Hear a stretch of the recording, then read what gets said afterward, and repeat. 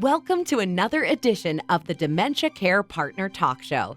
Now, here's dementia care expert Teepa Snow and your host, Greg Phelps. Hello and welcome to the Dementia Care Partners podcast, brought to you by Positive Approach to Care. I'm your host, Greg Phelps, along with PAC's Teepa Snow. And Teepa, my summer's been pretty busy, and yours as well, because I know you're back on the road. But apparently researchers seem even busier than you and I put together, because in the past couple of weeks, I've read over a dozen different dementia Alzheimer's studies by various scientists, including boosting neuron formations, decrease your risk of cognitive decline, musical tests could detect mental deterioration, link between gum disease and Alzheimer's, and so on and so on and so on. And hopefully, in the coming weeks or months, we can get around to some of those studies because they are kind of interesting. Mhm. But when I sat back and thought about it, there was absolutely nothing there that was telling me how to fish or cut bait. So when you go online, you've just been given the diagnosis, you get hit with this sort of stuff. Nothing practical. No. Yeah.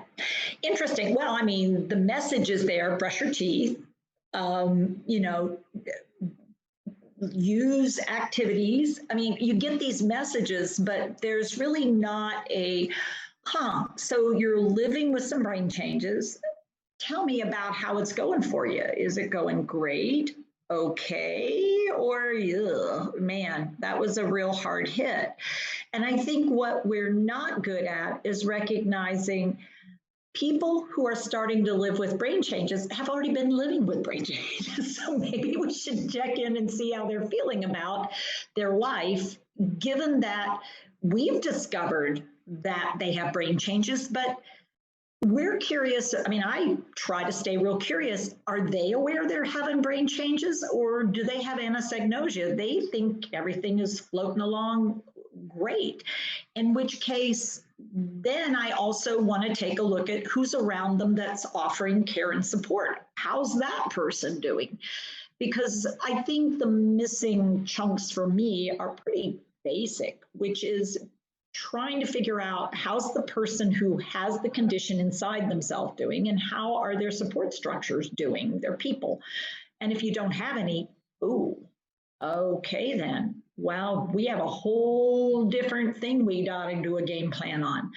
And tell me how you're spending your time and what you're doing with yourself, because until we know more about where people are, it is challenging to come up with, well, what could be some options to keep yourself where you are? If you don't like where you are, how could we get you out of where you are? Or if you want to know how to stay away from dementia, here's a heads up. It's a little late, but are there some things that you can do that, yeah, they reduce your risk of getting dementia, but even if you have it, they reduce the symptoms that interfere with you living your life the way you like to?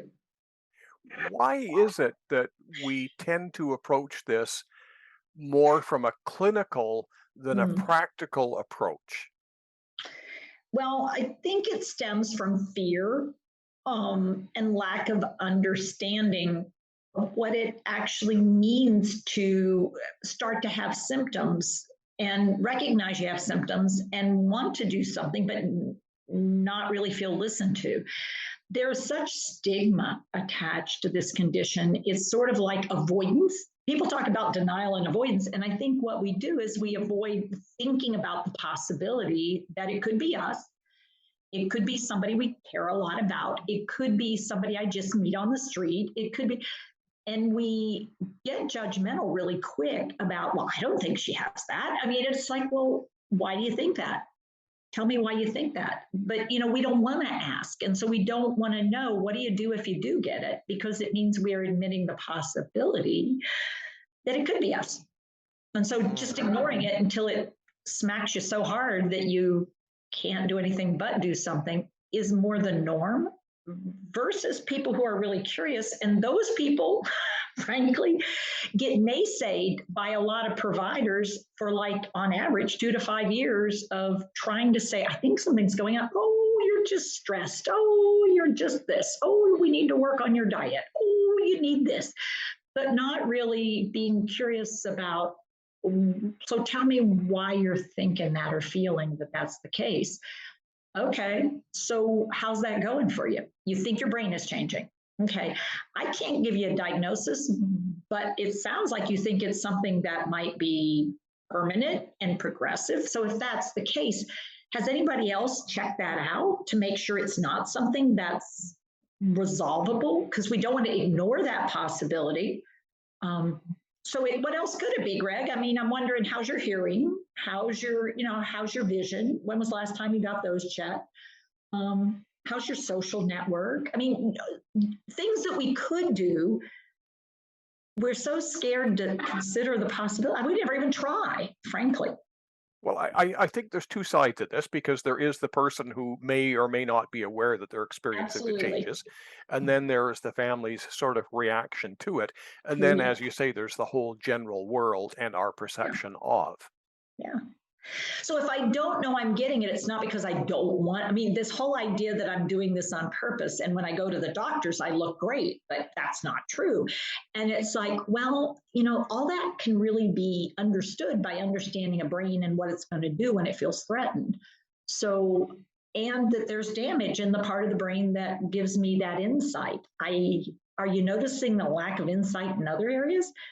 Well, that could be indicative of what's wrong, which I mentioned, this thing of not being able to be accurately self-aware. So I'm asking people to take over and do things for me that you're like, well, Mom, you can still do that. Or Tifa, why can't you do it? Well, it's just too complicated. I can't do it anymore.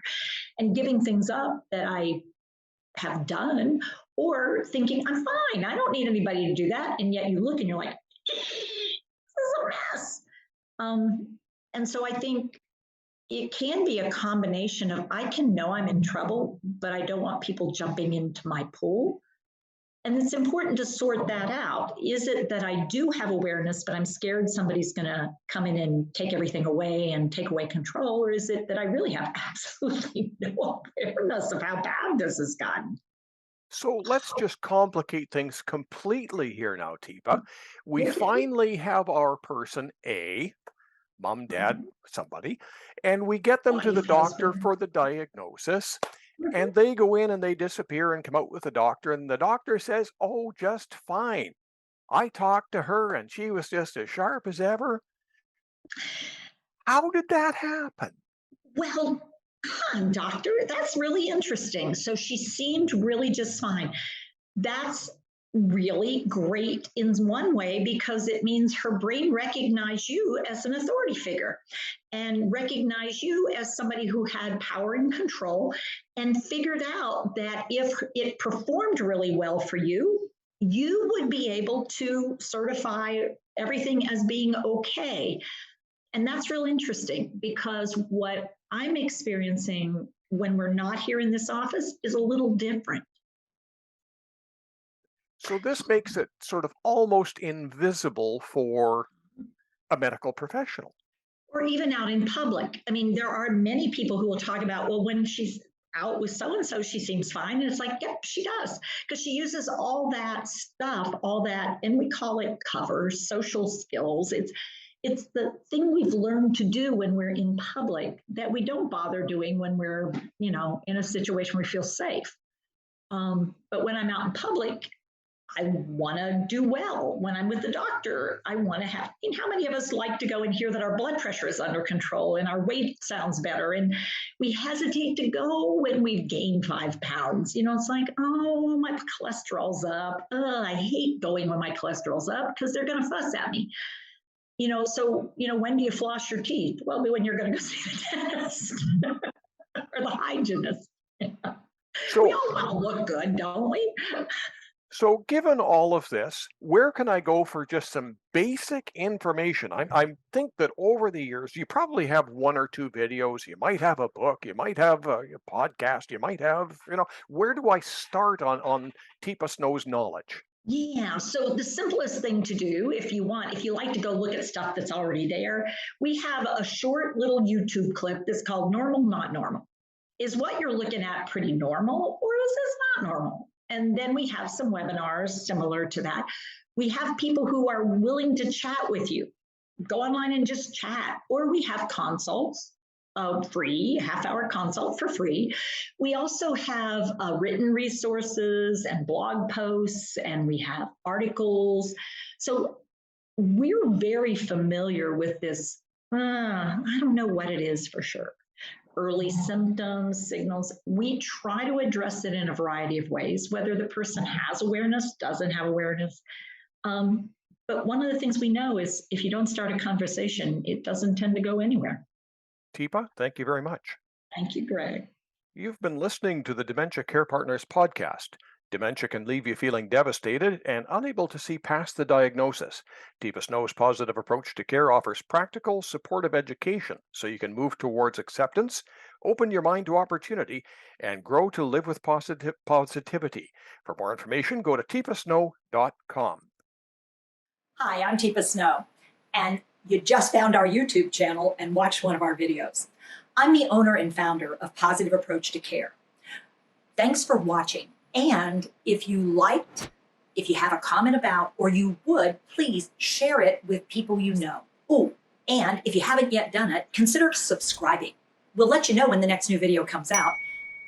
And you might want to visit our website, www.teepasnow.com, where you'll find other resources as well. See you there.